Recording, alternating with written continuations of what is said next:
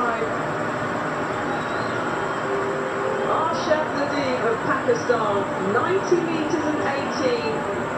Got his lead back in round 5 after that personal best in round 1 of 86.81.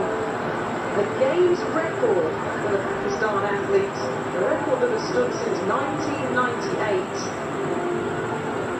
First ever gold for Pakistan in this event. It's their only medal that they achieved here in Birmingham. Fifth at the World Championship recently.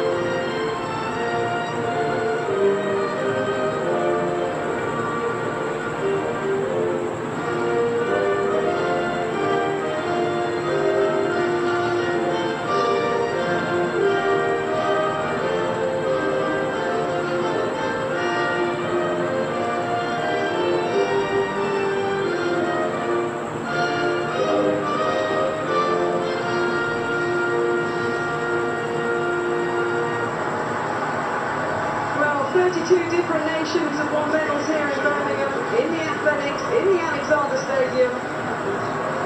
Pakistan is one of them, courtesy of their javelin champion, Arshad Nadeem, on that games record, a huge 90+ metre throw.